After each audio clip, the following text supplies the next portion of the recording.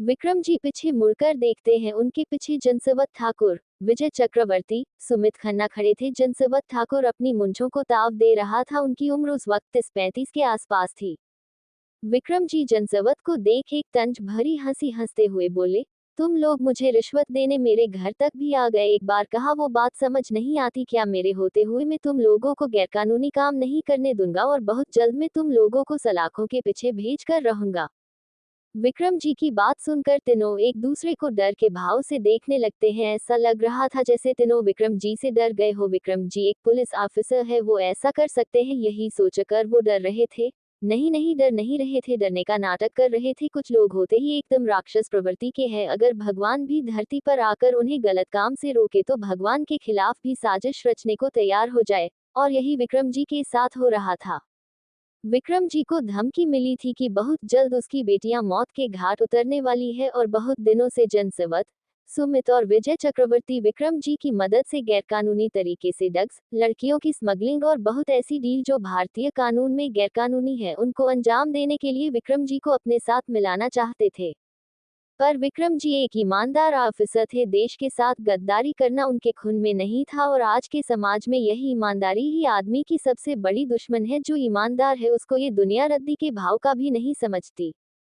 जनसवत ठाकुर, सुमित खन्ना और विजय चक्रवर्ती अचानक जोर जोर से हंसने लगते हैं। विक्रम जी खाली आंखों से उसकी ओर देख रहे थे। जनसवत हंसते हुए सामने पड़े सोफे पर पांव पांव रखते हुए बोला, तू तो बड़ा ईमानदार निकला रे साला। तुझे कितने पैसे ऑफर किए पर तू है कि झुकने को तैयार नहीं। बेटियों को मारने की धमकी तक दी। आहा, इसमें भी नाना एक झोल है। जनसवत विक्रम जी और देख आगे बोला, और पता है वो क्या है? ए सुमित, तुझको पता है क्या? क्या झोल हो सकता है?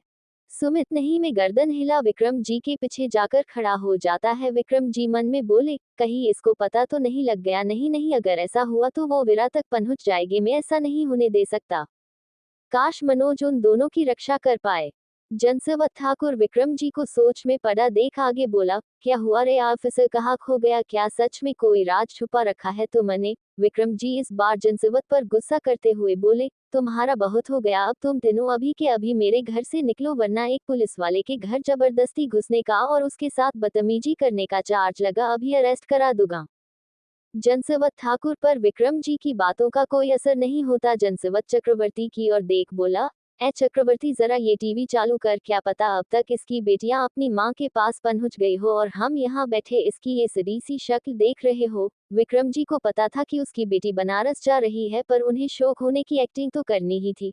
उन्हें ये दिखाना जरूरी था कि उन्हें अपनी बेटियों की चिंता है। अगर वो ऐसा ना करते तो जरूर ये निर्दयी लोग उसकी बेटियों को ढूंढकर उन्हें ब्लैकमेल कर अपना साथ देने पर मजबूर करते। विक्रम जी मन मसोक कर अपने चेहरे पर डर वाले गंभीर भाव लाते हुए बोले, क्या किया है तुम लोगों ने मेरी बेटियों के साथ?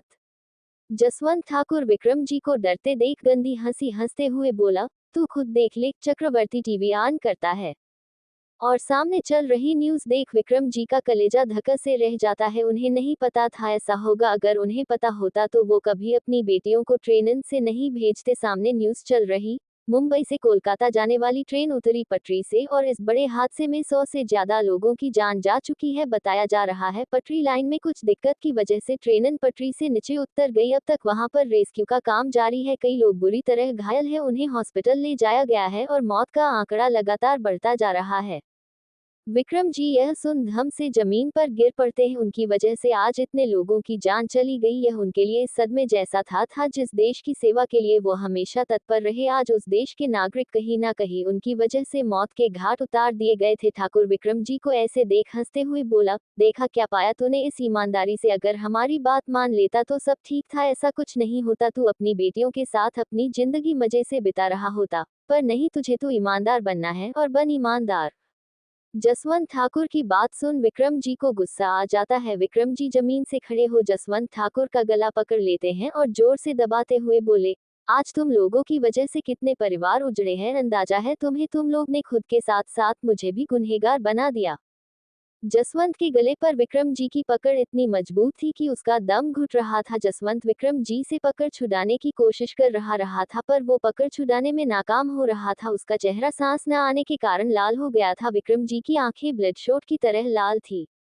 चक्रवर्ती और सुमित दोनों विक्रम जी के हाथों से ठाकुर का गला छुड़ा रहे थे, पर वो भी नाकाम दिखाई दे रहे थे। तभी चक्रवर्ती की नजर विक्रम जी की कमर पर दागी गन पर जाती है। चक्रवर्ती गन निकाल विक्रम जी के माथे पर शूट कर देता है और विक्रम के माथे से खून पानी की तरह बहने लगता है। विक्रम जी की पकड़ धीरे धीरे चक्रवर्ती के गले से छूटती है और उनकी आंखों के सामने अंधेरा छाने लगता है और उनकी आंखों के सामने बचपन से लेकर अब तक के सभी दिन किसी फिल्म की तरह सामने आने लगते हैं। विक्रम जी फ्लोर पर गिर पड़ते हैं, उनकी आंखें खुली की खुली रह जाती है और उनका शरीर बेजान जमीन पर पड़ा रहता है और उनके शरीर से उनकी आत्मा बाहर निकल जाती है। अगले दिन एक और खबर तहलका मचा देती खबर थी कि विक्रम शर्मा ने किया सुसाइड। सुसाइड की वजह निकला उनके घर से ढेरों की मात्रा में निकला ड्रग्स और नशीली दवाइयां। कहा जा रहा है कि विक्रम सभी माल को इन लीगल तरीके से देश से बाहर दूसरे देशों में पहुंचाता था। अगर देश के सिपाही ही देश के साथ गद्दारी करेंगे तो देश के बाकी नागरिकों का क्या होगा। विक्रम शर्मा आज पूरी पुलिस फोर्स के लिए कलंक है।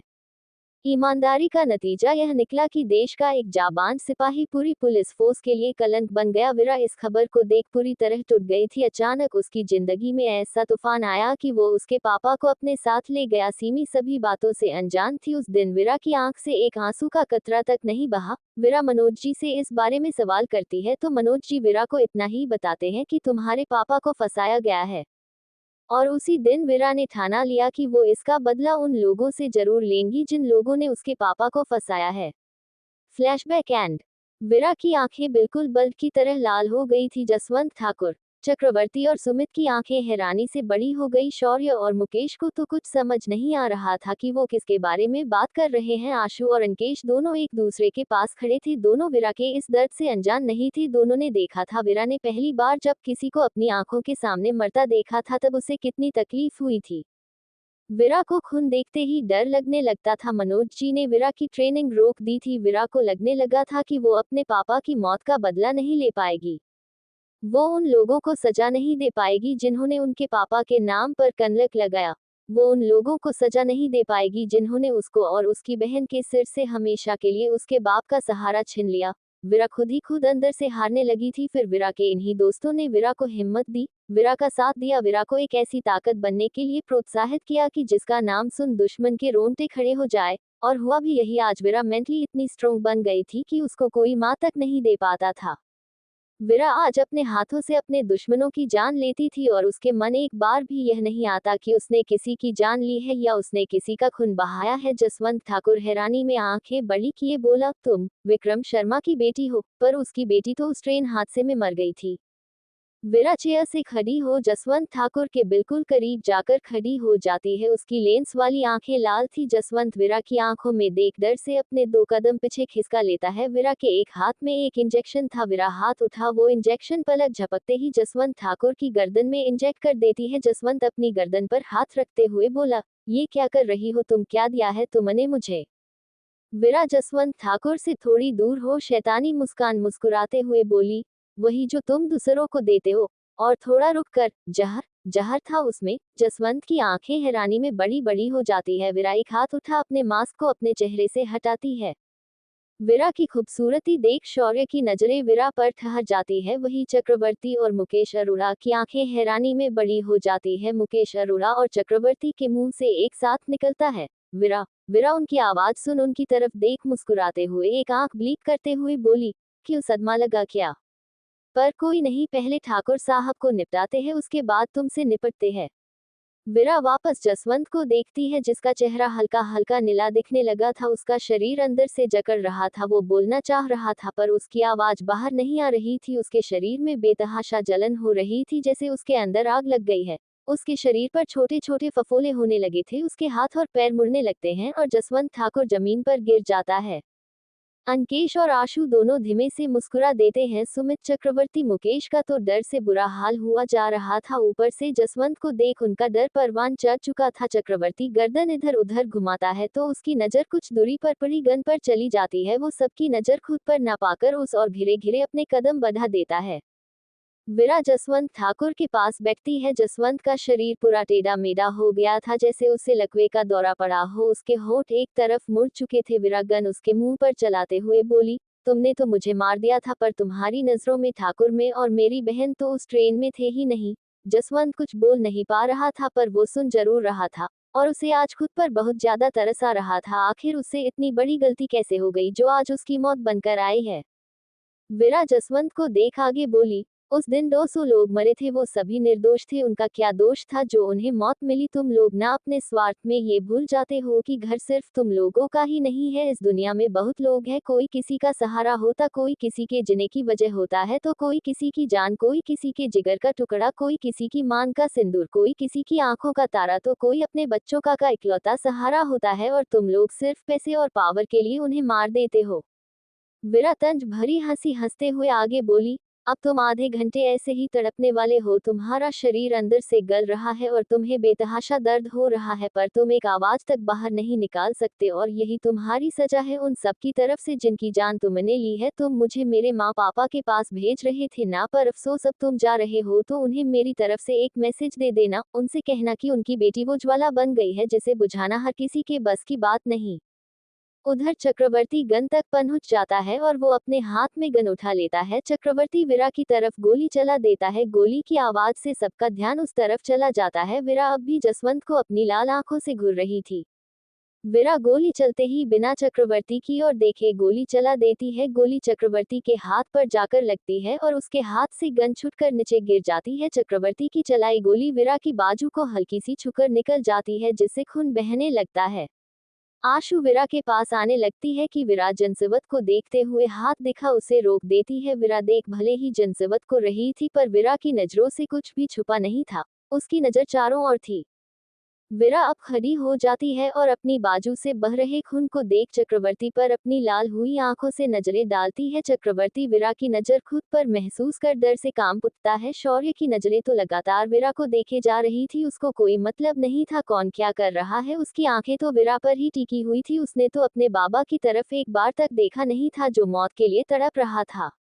उधर किट्टू छुपते छुपाते बैग उठा हवेली से बाहर निकल जाती है और सुनसान सड़क पर चली जा रही थी। अन्य बालकनी में खड़ा था, उसने किट्टू को बाहर जाते देख लिया था। अन्य के माथे पर सिलवटें पड़ जाती है। अन्य अपने माथे पर 2 अंगुलियों से टैप करते हुए बोला, ये तुमने बिल्कुल अच्छा नहीं किया किट्टू, इसकी सजा तो तुम्हें मिलकर रहेगी। अन्य किट्टू के पीछे हवेली से निकल जाता है। किट्टू सड़क पर अकेले चली जा रही थी, उसे कोई टैक्सी या ऑटो नहीं मिल रहा था। तभी उसे एक ऑटो आता दिखाई देता है। किट्टू उस ऑटो को हाथ दिखाकर रोकने की कोशिश करती है, पर ऑटो वाला नहीं रुकता। किट्टू पैर पटकते हुए बोली, अब इन लोगों को भी नहीं रोकना, यह नहीं कि एक लड़की इतनी रात को सड़क पर अकेले चली जा रही है, उसकी मदद कर दे, पर नहीं। किट्टू खुद में बड़बड़ाते हुए आगे बढ़ रही थी। तभी उसे ऐसा लगता है कि कोई उसका पीछा कर रहा है। किट्टू अपनी स्पीड कम कर घेरे से पीछे मुड़कर देखती है तो पीछे दूर दूर तक कोई नहीं था। किट्टू अपने सीने पर हाथ रख गहरी सांस लेते हुए बोली, थैंक गॉड कोई नहीं था, वरना आज मेरे इन नाजुक हाथों से एक आधे का खून हो जाना था, कसम से। किट्टू के पीछे अन्य आ रहा था। अन्य अभी छुपा हुआ था। अन्य किट्टू की बात सुनकर मन में बोला, चल झूठी औरत, कितना झूठ बोलती है, अगर इतना ही मारती तो क्यों उस गुंडे से इतना डरती है। किट्टू आगे बढ़ जाती है, तभी उसे एक गाड़ी आते दिखती है। किट्टू उससे लिफ्ट मांगने के लिए हाथ बढ़ा देती है। गाड़ी में 2 लड़के बैठे थे, दोनों नशे थे। एक लड़का किट्टू को देख बोला, यार वो देख, एक लड़की रात को सड़क पर अकेली घूम रही है, क्या कहता है।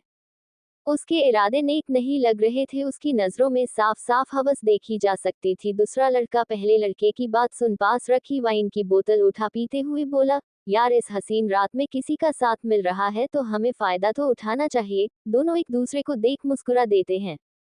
गाड़ी किट्टू के आगे आकर रुक जाती है। एक लड़का बाहर झांकते हुए बोला, जी मैडम जी, कहाँ पहुंचाना है आपको। किट्टू उस लड़के की नजरों से समझ गई थी कि ये अच्छा लड़का नहीं है, क्योंकि वो लड़का किट्टू को ऊपर से लेकर नीचे तक घूर रहा था और उसके साथ वाला लड़का एक अजीब सी हंसी हंस रहा था। किट्टू उस लड़के को देख बोली, सॉरी भैया, मैंने सोचा मेरे फ्रेंड आ गए हैं इसलिए गलती से आपकी गाड़ी को हाथ दिखा दिया, वो अब आने वाले हैं तो आप लोग जाए।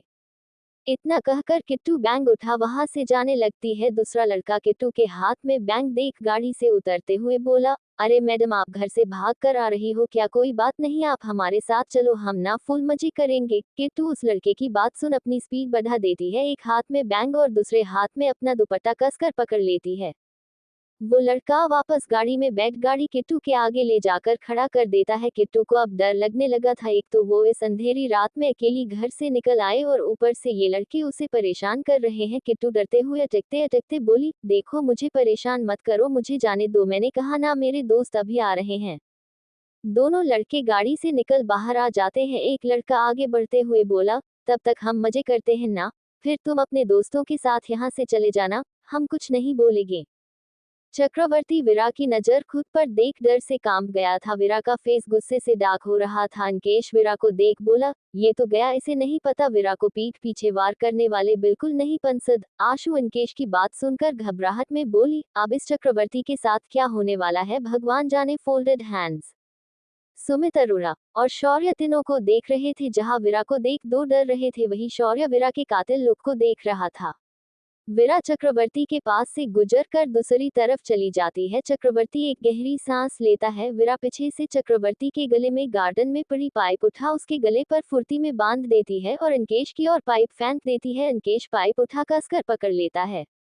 चक्रवर्ती उस पाइप को अपने गले से दूर करने की कोशिश कर रहा था, पर वीरा ने इतना कसकर बांधा था कि वो उसे खोल नहीं पा रहा था। वीरा खुद का बांधा बेल्ट निकाल उसे अपने हाथ के इर्द गिर्द पलेटते हुए चक्रवर्ती को देखने लगती है। चक्रवर्ती अपनी आंखों में डर लिए वीरा को देख रहा था। वीरा जोरदारी बैट से चक्रवर्ती की कमर पर मारती है। चक्रवर्ती की चिक पूरी हवेली में गूंज जाती है। वीरा एक नहीं बहुत बैट चक्रवर्ती को मारने लगती है। चक्रवर्ती के शरीर से मारने वाली जगह खून निकलने लगता है, पर वीरा नहीं रुकती। वीरा का बैट जैसे ही चक्रवर्ती को छूता, वीरा उतना ही तेज बैट और मारती और चीन की आवाज और तेज निकलने लगती।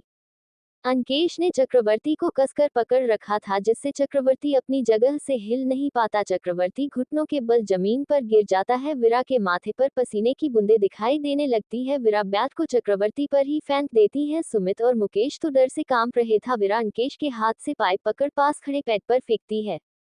पाइप पैर की एक शाखा से लिपटते हुए नीचे आता है। वीरा उसे पकड़ जोर लगा ऊपर खींच देती है। वीरा जैसे जैसे खींच रही थी वैसे ही चक्रवर्ती खींचा जा रहा था। कुछ वक्त बाद चक्रवर्ती का मर्द शरीर पेड़ पर झूल रहा था। उसका मुंह खुला, आंखें बाहर आने को दी और उसकी जिभ भी उसके मुंह से बाहर आ गई थी। सुमित चक्रवर्ती की ऐसी मौत देख डर जाता है। अब उसकी बारी थी। वीरा के हाथों से मरने से तो अच्छा था खुद के हाथों मौत को गले लगा लिया जाए। सुमित अपने कदम घिरे घिरे पीछे लेने लगता है, क्योंकि पीछे वही गन थी जो चक्रवर्ती ने उठाई थी।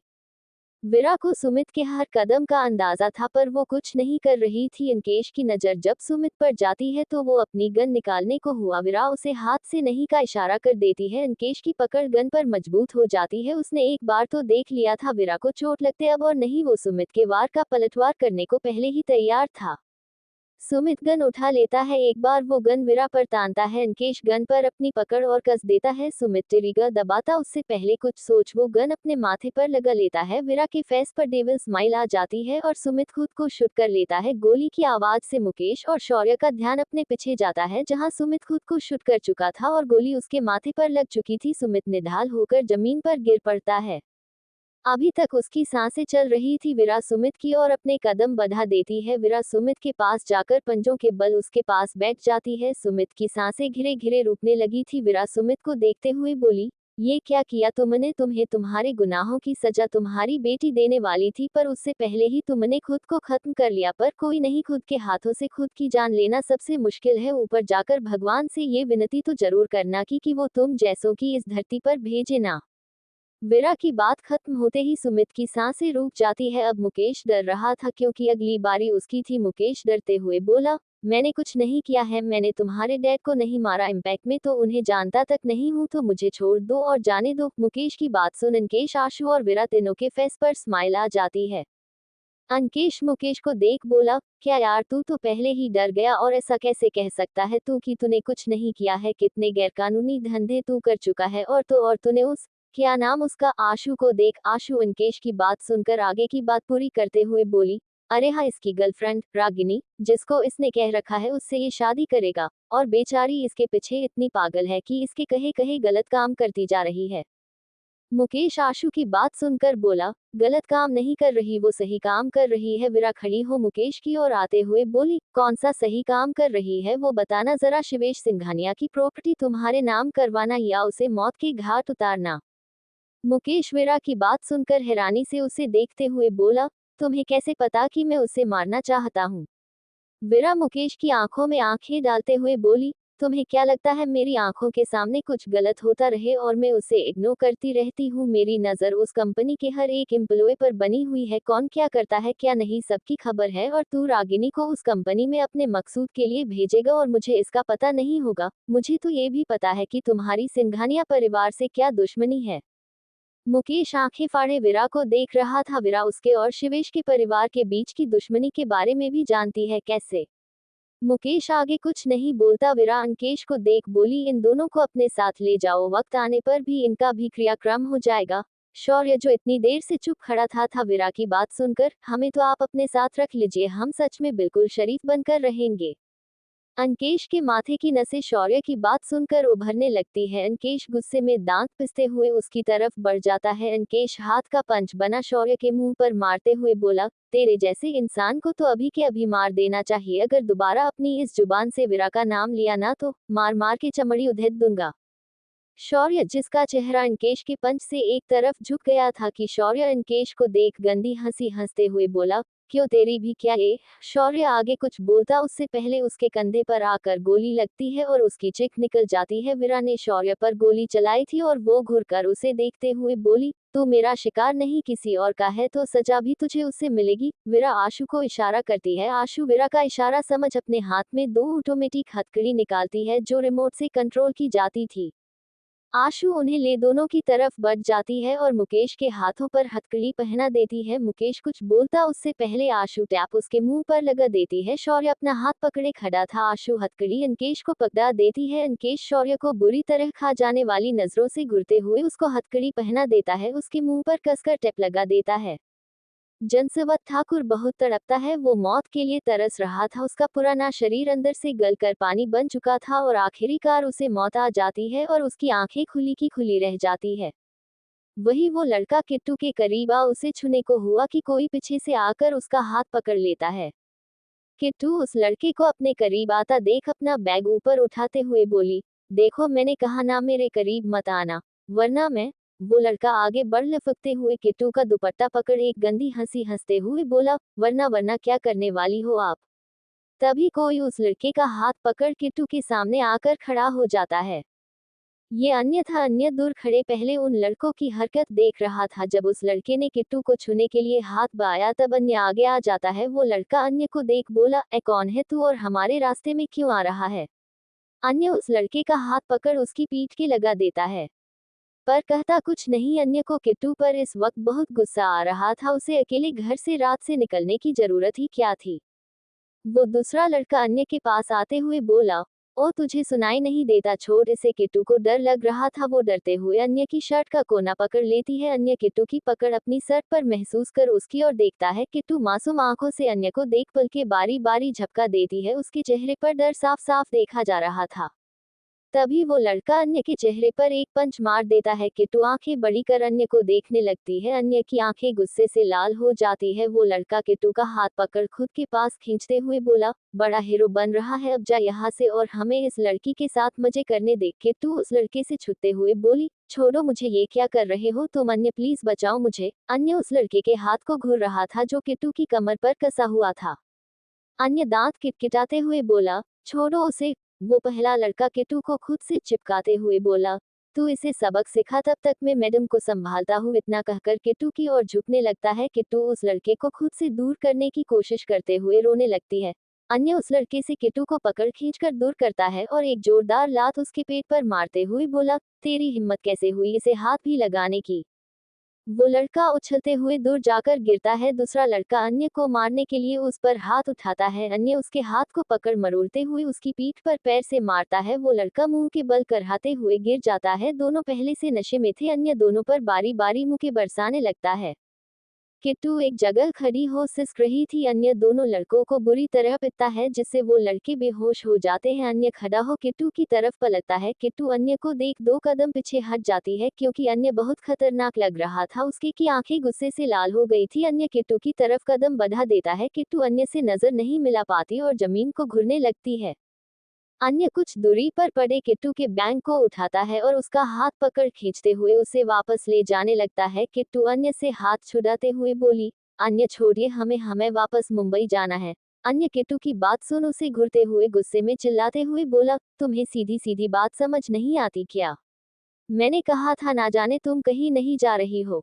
किट्टू अन्य की तेरज आवाज सुन डर से कांप जाती है। वो डरते हुए बोली, पर वो हमारे पापा मान। किट्टू बस यार, और कितना सहने का इरादा है तुम्हारा? तुम्हें दर्द होता भी है या नहीं? तुम अपने नाना के परिवार के लिए ये सब कर रही हो ना? पर क्या तुम्हारे नाना ये देखते तो क्या खुश होते? अन्य फ्रस्ट्रेशन में किट्टू के कंधे पकड़ बोला।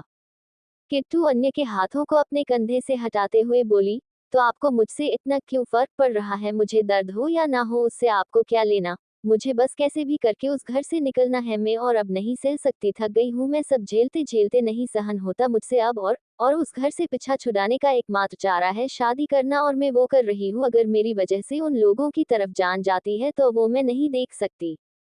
अन्य किट्टू की बात सुनकर उसे अपने करीब खींचते हुए बोला, शादी करनी है क्या? शादी के बाद तुम उस गुंडे के साथ खुश रह लोगी? और उस गुंडे के साथ छोड़ो, ये बताओ क्या हो जब तुम्हारे मामा मामी तुम्हें उस गुंडे के सहारे एक भी 55 साल के आदमी से शादी करवा दे, और उस आदमी के तुमसे बड़े बड़े बच्चे हो? अन्य की बात सुनकर किट्टू हैरान रह जाती है। उसे समझ नहीं आता अन्य क्या कहना चाह रहा है। किट्टू नासमझी में अन्य को देखते हुए बोली, आपके कहने का क्या मतलब है? अन्य किट्टू का चेहरा अपने दोस्तों हाथों में पकड़ उसके माथे से माथा सटाते हुए बोला, यही कि तुम ये शादी मत करो। शादी के बाद तुम्हारी लाइफ पूरी तरह बर्बाद होने वाली है। किट्टू अन्य को खुद से दूर धक्का देते हुए बोली, मुझे कुछ नहीं सुनना, मुझे वापस जाना है, मतलब जाना है, और तुम मुझे नहीं रोकोगे। किट्टू के ऐसे जिद करने पर अन्य को गुस्सा आ रहा था। अन्य वैभव को कॉल लगा देता है। वैभव अपने रूम में बैठा बुक पढ़ रहा था। अन्य का कॉल आता देख वैभव बोला, ये घर में होते हुए मुझे कॉल क्यों कर रहा है? अगर कुछ काम था तो रूम में आ जाता। वैभव बड़बड़ाते हुए कॉल उठा कान के लगाते हुए बोला, हाँ बोल, क्या हुआ? उधर से अन्य की गुस्से भरी आवाज आती है, सीमी को लेकर अभी के अभी हवेली के राइट साइड सड़क पर 1 किलोमीटर दूर आओ। वैभव अन्य की बात सुनकर बोला, तू वहाँ क्या कर रहा है और सीमी को क्यों लाना है? और तू गुस्से में लग रहा है, कुछ हुआ है क्या? अन्य गुस्से में दांत पिसते हुए बोला, अब तू मेरा दिमाग मत खराब कर, जितना कहा है उतना कर। इतना कहकर अन्य कॉल कट कर देता है। अन्य के ऐसे कॉल कट करने पर वैभव फोन को देखते हुए बोला, इसे क्या हुआ? ये इतने गुस्से में क्यों लग रहा था? ये तो जाकर पता चलेगा ना। वैभव बेड से उठ रूम से बाहर निकल जाता है और सीमी के रूम की तरफ चला जाता है। उधर शिवेश अपने रूम में चक्कर काट रहा था और बार बार घड़ी में टाइम चेक कर रहा था। 10 बजे गए हैं और अभी तक वीरा घर नहीं आई। शिवेश मन में वीरा पर गुस्सा करते हुए बोला, बहन कह रही है दी ना पर मूवी देखती है और ना ही शॉपिंग करती है। ऐसी भी कोई लड़की है क्या दुनिया में? हो सकता है अंकेश के साथ। मुझे क्या है, वो किसी के साथ जाए, मुझे उससे क्या लेना है? मैं तो बस इसलिए वेट कर रहा हूँ ताकि वो आए तो मैं उसे रूम में ना आने दूं। शिवेश खुद से बड़बड़ा रहा था। उसे समझ नहीं आ रहा था वो क्या बोल रहा है क्या कर रहा है, क्या नहीं। कहीं ना कहीं तो वीरा का इंतजार कर रहा था, पर जनाब ये बात माने तब ना। वैभव सीमी के रूम का डोर नॉक करने के लिए हाथ उठाता है, तभी सीमी अंदर से डोर खोल देती है। सीमी के साथ तन्वी भी थी। वैभव को सामने देख सीमी बोली, अच्छा हुआ तुम यही मिल गए, मैं और तन्वी तुम्हारे पास ही आ रहे थे। वैभव सीमी और तन्वी दोनों के चेहरों पर परेशानी देख बोला, क्या हुआ, कुछ हुआ है क्या? सीमी, हाँ तो मैं, गर्दन हिलाते हुए वैभव को लेटर पकड़ाते हुए बोली, हाँ ये देखो किट्टू वापस मुंबई चली गई है और वो भी अकेले, उसे कुछ हो ना जाए। वैभव किट्टू का लेटर पढ़कर बोला, ये लड़की पागल है क्या है? ऐसे बिना बताए कैसे जा सकती है? ठीक है उसकी लाइफ में कोई कम परेशानी नहीं है, फिर भी कम से कम हम उसके दोस्त हैं, हमें बताना तो चाहिए। ऐसे ही चली गई।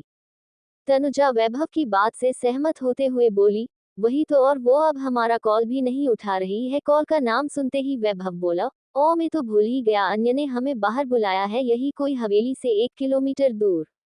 पर उसने हमें वहां क्यों बुलाया है?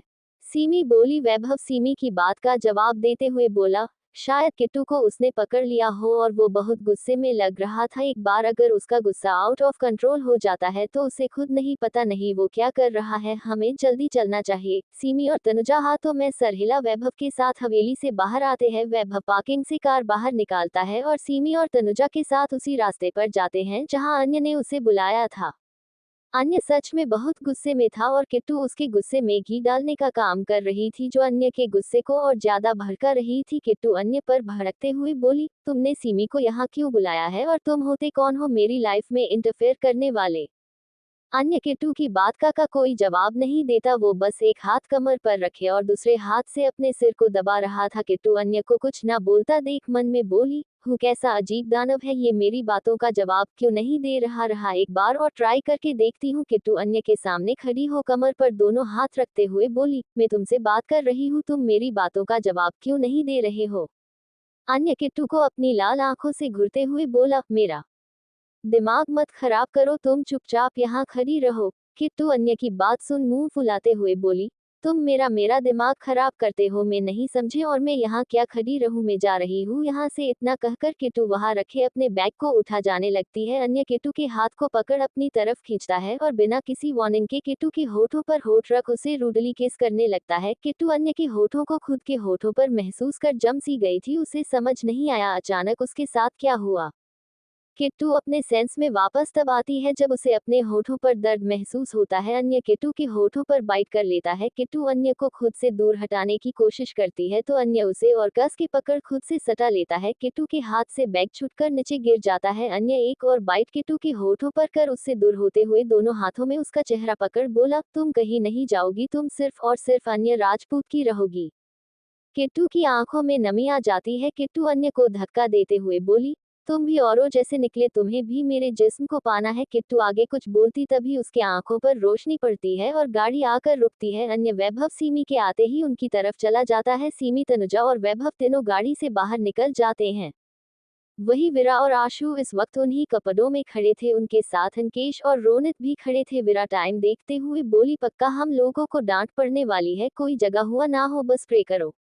आशु विरा को ऊपर से लेकर नीचे तक देखते हुए बोली, लग तो तू हमारी विरा रही है, पर ये तू टेंशन कब से लेने लगी। हाँ, वो भी घर जाने की, इस बार तो फिर भी हम लोग जल्दी में सब कुछ निपटा कर निकल आए हैं। विरा आशु को घूरते हुए देखती है जैसे कह रही हो, तेरा ध्यान मुझ पर ही रहता है क्या।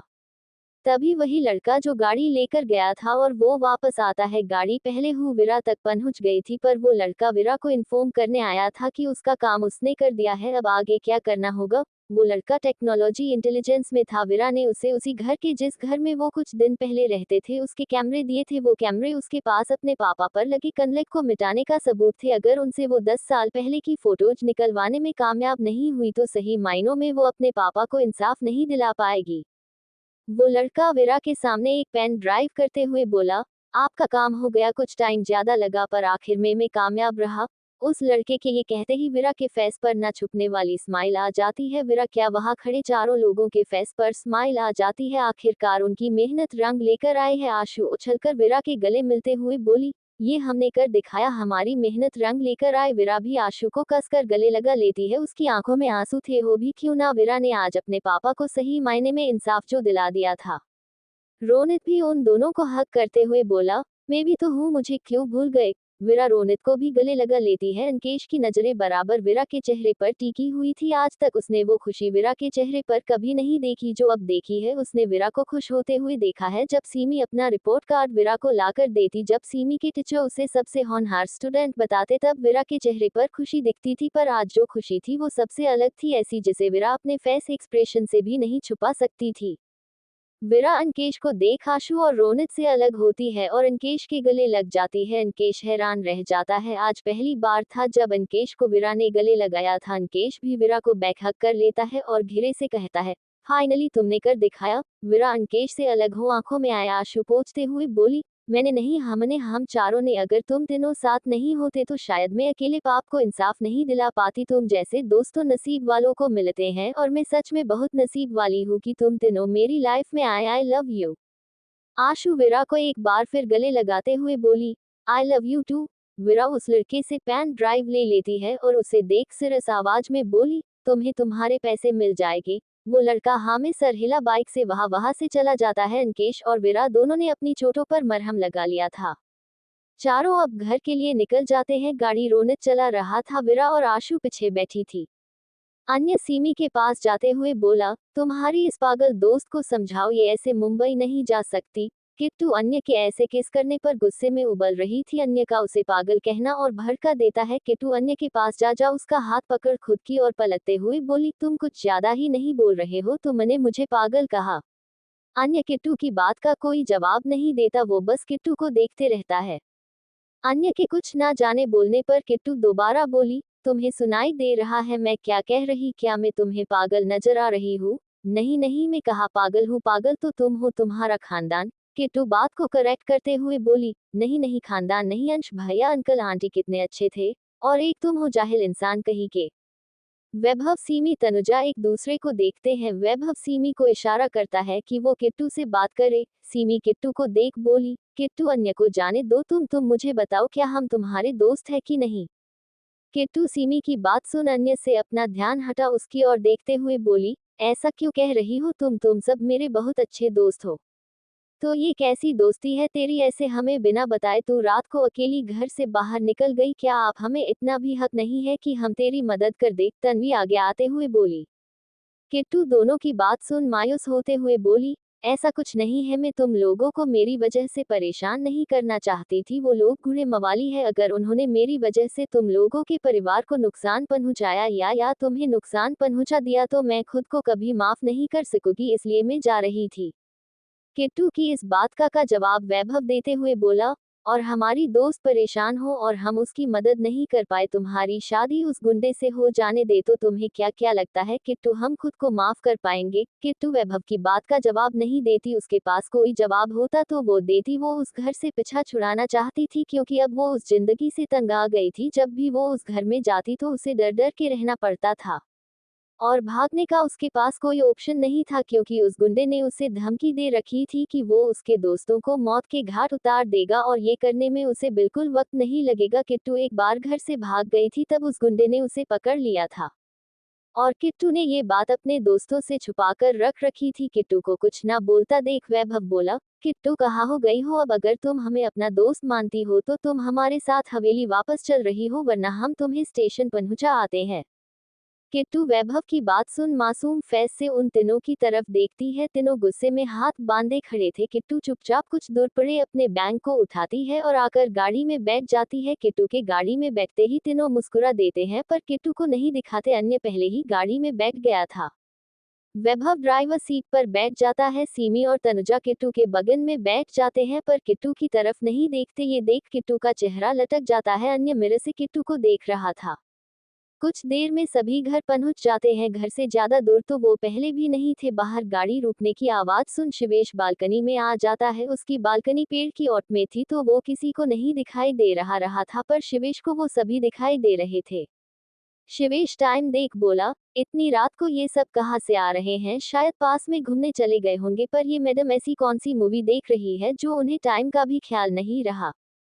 सभी एक एक अपने अपने रूम में चले जाते हैं। किट्टू भी सभी के साथ धीमे कदमों से अंदर जा रही थी। उसकी नजर अन्य के हाथ पर जाती है जिन्हें चोट लगी थी, शायद ये उन लड़कों को मारते वक्त लगी थी। अन्य उस पर ध्यान नहीं देता है। किट्टू चोट देख मन में बोली, इस चमगादड़ को तो चोट लग गई, वो भी मेरी वजह से। क्या इसे बताओ मैं? नहीं नहीं, अगर बताया तो क्या पता फिर से अपनी तिखी जबान से मुझ पर बरसने लग जाए, वैसे भी गुस्से में लग रहा है ये। अन्य बिना किसी को देखे सीधा अपने रूम की तरफ चला जाता है। वैभव सीमी और तन्वी को गुड नाइट कह अपने रूम की तरफ चला जाता है। किट्टू वैभव के उसे इग्नोर करने से समझ जाती है कि वो उससे नाराज है। सीमी और तन्वी किट्टू को एक बार देख अपने रूम की तरफ चली जाती है। किट्टू उदास होकर मुंह लटकाए अपने रूम की तरफ चली जाती है। अब भाई उसके दोस्त नाराज थे, उससे तो उदास तो होती। किट्टू रूम में जाती है और फ्रेश होकर बेड पर बैठ जाती है। तभी उसे अन्य की चोट का ख्याल आता है। किट्टू कुछ सोच फर्स्ट एड बॉक्स उठाती है और एंटीसेप्टिक क्रीम और पट्टी बाहर निकाल एक पेपर में रखती है। साथ में पेपर पर कुछ लिखती है और अपने रूम से निकल अन्य के रूम की तरफ बढ़ जाती है। किट्टू वो पेपर अन्य के रूम के बाहर नीचे रखती है और दरवाजा जोर से नॉक कर वहां से भागकर एक पिलर के पीछे छुप जाती है। अन्य अभी अभी शावर लेकर वॉशरूम से बाहर आया था। वो एक टॉवल से अपने बाल सुखा रहा था। नॉक की आवाज सुनकर अन्य दरवाजे की तरफ देख बोला, इस वक्त कौन हो सकता है? अन्य टॉवल बेड पर गिरा गेट खोलने चला जाता है।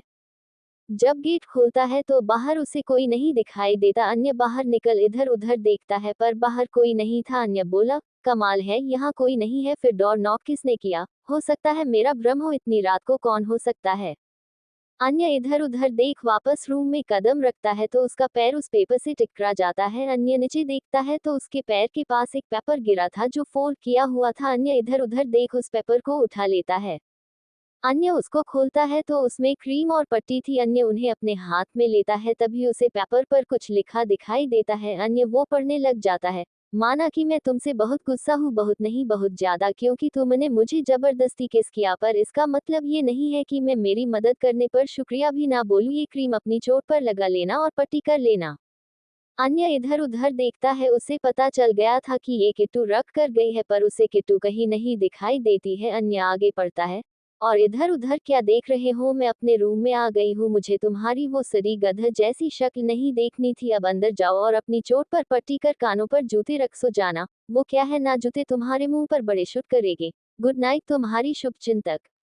अन्य गुस्से में पेपर अपने हाथ में फोल्ड कर लेता है और रूम में जाकर जोर से गेट बंद कर लेता है। किट्टू गेट की आवाज सुन मुस्कुराते हुए पिलर के पीछे से निकलती है और खुद के कंधे थपथपाते हुए बोली, वाह किट्टू, क्या अच्छा लेटर लिखा तुमने। किट्टू को फिर से गुस्सा दिला दिया। अब देखते जाओ चिलगोजे, बंदर जैसी शक्ल में इंसानी राक्षस में कैसे तुम्हारा जिना हराम करती हूँ। बड़ा आया किट्टू को जबरदस्ती किस करने वाला, इसका बदला तो मैं तुमसे लेकर रहूंगी।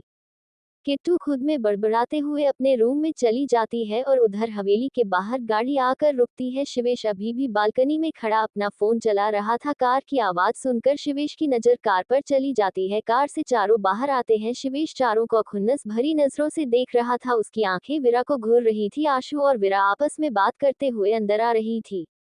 तभी अंकेश को कुछ याद आता है। वो वीरा को रोक लेता है। रोनित और आशु अंदर चले जाते हैं क्योंकि दोनों सीरियस इंसानों के साथ उनकी नहीं बनती थी। शिवेश दोनों को रोका देख बोला, अब इसका और क्या रह गया, कब से इसके साथ थी, पर इनकी बातें अब तक खत्म नहीं हुई। अंकेश वीरा को कुछ बताने लगता है और दोनों कुछ देर बात कर अंदर चले जाते हैं।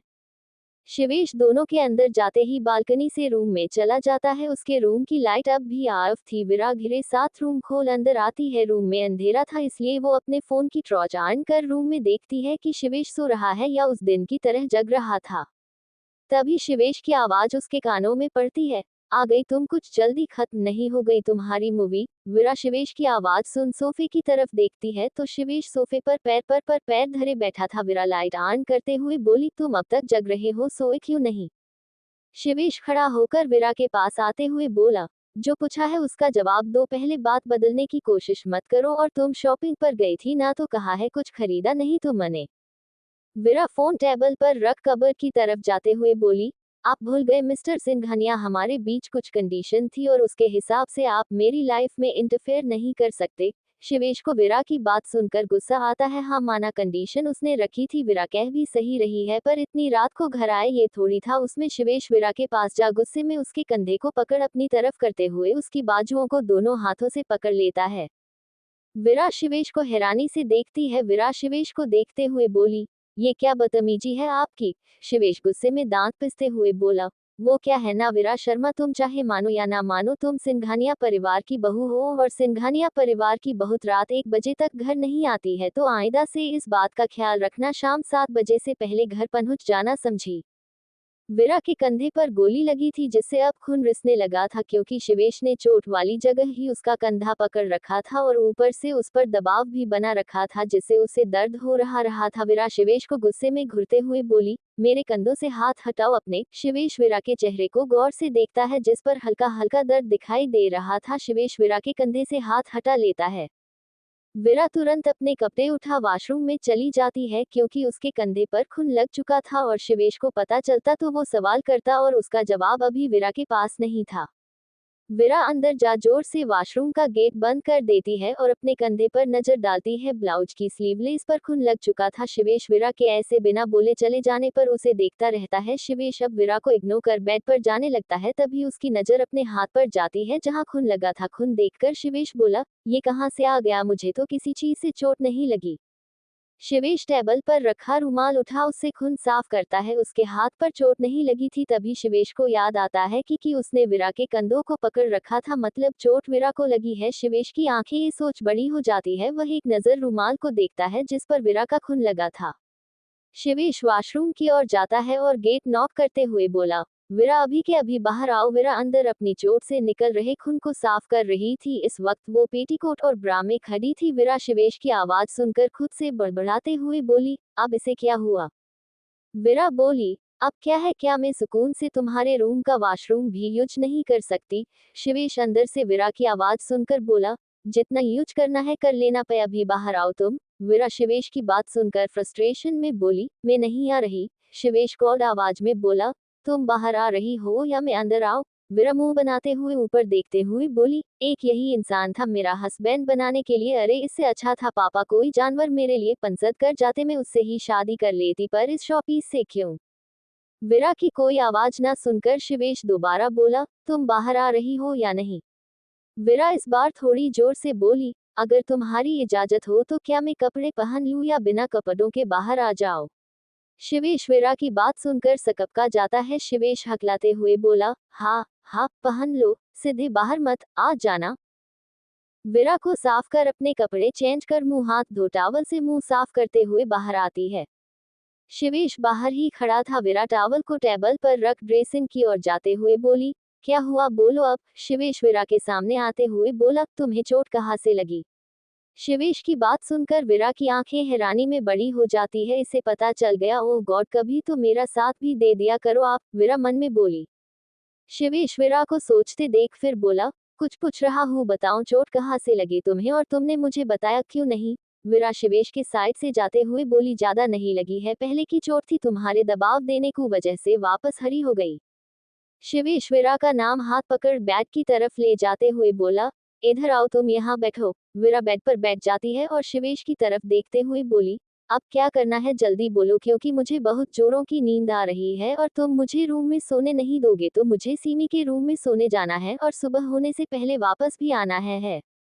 शिवेश कबर्ड से फर्स्ट एड बॉक्स लाते हुए बोला, कुर्ता उतारो अपना। वीरा शिवेश की बात सुनकर उसकी और आंखें बड़ी कर देखते हुए बेड से जल्दी से खड़ी हो 2 कदम पीछे जाते हुए बोली, पागल हो गए हो तुम, ये क्या बके जा रहे हो? शिवेश नासमझी में बोला, इसमें इतना हैरान होने की क्या बात है, कुर्ता उतारने को कहा है, अब इसकी फुल स्लीव्स है तो मैं ऐसे इस पर दवा लगा नहीं सकता, तो कुर्ता उतारो।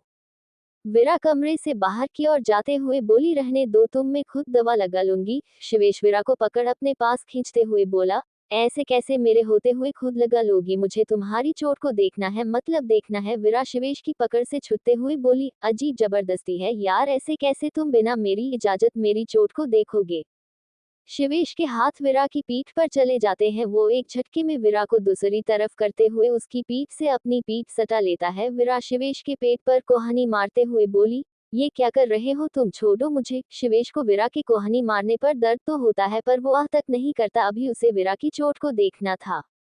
शिवेश वीरा की बैक गले पर लगी चैन को खोलते हुए बोला, बस चोट देखूंगा और कुछ नहीं तो चुपचाप खड़ी रहो। चैन खोलते वक्त शिवेश के हाथ वीरा की खुली पीठ को छू जाते हैं। वीरा कसकर अपनी आंखें बंद कर लेती है। शिवेश की छुअन से उसे ऐसे लग रहा था जैसे उसके शरीर में 1000 बटरफ्लाई एक साथ उड़ रही है। उसके लिए ये फीलिंग बिल्कुल नई थी। वीरा शिवेश को कुछ बोल नहीं पाती। शिवेश विहान के कंधे से उसकी कुर्ती को नीचे खिसका देता है। अब शिवेश के सामने वीरा का गोरा कंधा था। शिवेश वीरा के कंधे को देख उसके चेहरे को देखता है। वीरा की आंखें बंद थी, उसके होठ कांप रहे थे। शिवेश ये देख हल्का मुस्कुरा देता है। शिवेश वीरा की चोट देखता है, चोट ज्यादा गहरी नहीं थी। शिवेश बेड से फर्स्ट एड बॉक्स उठा वीरा के कंधे पर दवाई लगाता है। वीरा शिवेश के हाथों को अपने कंधे पर महसूस कर पा रही थी। शिवेश चोट पर दवा लगा वीरा के चेहरे को देखता है जिस पर दर्द की लकीरें दिख रही थी। शिवेश चोट पर फूंक मारता है और वीरा की कुर्ती को वापस सही कर चैन लगा देता है। शिवेश धीरे से विहान के कान में बोला, हो गया। वीरा ये सुनते ही बाहर भागने लगती है। शिवेश वीरा का हाथ पकड़ लेता है। वीरा मन में बोली, अब क्या रह गया इसका? ये राक्षस आज मेरी इतनी केयर क्यों कर रहा है, कहीं इससे नहीं नहीं, मैं इसे खुद के करीब नहीं आने दूंगी। शिवेश वीरा को वैसे ही खड़ा देख बोला, कहाँ जा रही हो? वीरा शिवेश से हाथ छुड़ाते हुए बोली, आपने ही तो कहा था मैं इस रूम में नहीं सो सकती, तो मुझे सोना तो होगा ना, ऐसे रात भर उल्लू की तरह जाग भी तो नहीं सकती ना। शिवेश वीरा की बात सुन उसे बेड की तरफ इशारा करते हुए बोला, तुम यहाँ सो जाओ, अब जाओगी तो सीमी की नींद डिस्टर्ब होगी, मैं यहाँ काउच पर सो जाऊंगा। वीरा शिवेश को ऊपर से लेकर नीचे तक देखते हुए बोली, तुम्हारा दिमाग तुम्हारे घुटनों में तो नहीं आ गया ना? शिवेश वीरा को आंखें छोटी कर घूरते हुए बोला, क्या बक रही हो तुम, मेरा दिमाग सही जगह पर, अब चुपचाप सो जाओ। इतना कहकर शिवेश बेड से एक पिलो उठाता है और कबर्ड से ब्लैंकेट निकाल काउच पर सो जाता है। वीरा वही खड़े खड़े शिवेश को देख रही थी। बेचारी को समझ नहीं आ रहा था आखिर आज ऐसे हो क्या गया है। वीरा कंधे उचकाते हुए बेड पर जाते हुए बोली, मुझे क्या, जो भी हो मुझे तो बेड मिल गया। वीरा बेड पर लेट लाइट ऑफ कर देती है। सामने शिवेश सीधा लेटा था, सीलिंग को देख रहा था। वीरा के लेटते ही वो उसकी और चेहरा कर लेता है। रूम में हल्की रोशनी थी जिससे वीरा का चेहरा शिवेश को दिखाई दे रहा था। वीरा आंखें बंद कर पिलो को पकड़े सो रही थी। शिवेश वीरा के मासूम और खूबसूरत चेहरे को देख रहा था। वीरा को देखते देखते शिवेश को कब नींद आ जाती है उसे पता तक नहीं चलता। वीरा को बेड पर लेटते ही नींद आ जाती है। कुछ दवाई का असर था जो वीरा ने गोली लगने के बाद ली थी ताकि इन्फेक्शन ना फैले। अगली सुबह वीरा से पहले शिवेश की आंखें खुल जाती है। शिवेश वैसे ही लेटा था जैसे वो सोया था। सबसे पहले उसकी नजर सोती हुई वीरा के चेहरे पर पड़ती है। वीरा के बाल बिखरे थे, उसकी मासूमियत उसके चेहरे पर झलक रही थी। उसका निचला होठ बाहर निकला हुआ था। वीरा बहुत सुकून से सो रही थी। वीरा को ऐसे सोता देख शिवेश के फेस पर स्माइल आ जाती है। शिवेश काउच से उठ जाता है। अब बेचारा बचपन से नर्म बिस्तर पर सोने वाले को काउच पर सोने की आदत कहा था। शिवेश बैठते ही कमर के हाथ लगा लेता है क्योंकि उसकी कमर दर्द करने लगी थी। शिवेश खुद से बोला, और महान बन जा शिवेश, क्या जरूरत थी काउच पर मैं सो जाता हूँ, आया बड़ा अब होने लगा ना जाने कमर दर्द, और ये मैडम देखो कितना आराम से बेड पर सो रही है। शिवेश वीरा को कुछ देर सोता देखता है, फिर काउच से उठ ब्लैंकेट उठा उसे कबर्ड में रखता है और कात पिलो को वापस बेड पर रख वॉशरूम चला जाता है। कुछ देर में शिवेश फ्रेश हो बाहर आता है और नीचे गार्डन में जॉय के लिए चला जाता है।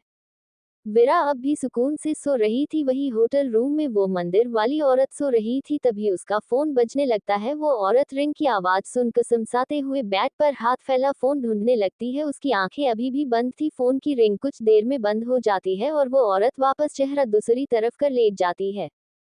कुछ देर बाद दोबारा फोन की रिंग उस औरत के कानों में पड़ती है। वो औरत झल्लाते हुए बेड से उठती है और आंखें मसलते हुए बोली, कौन है जिसकी सुबह सुबह मौत आ गई है, कोई सुकून से सोने तक नहीं देता। वो औरत एक तरफ गर्दन घुमाती है तो उसे कुछ दूर बेड पर पड़ा उसका फोन दिखाई देता है जो कब से बज रहा था। वो औरत अपना फोन उठा उस पर शो हो रहे नंबर को देख तुरंत कॉल उठा लेती है।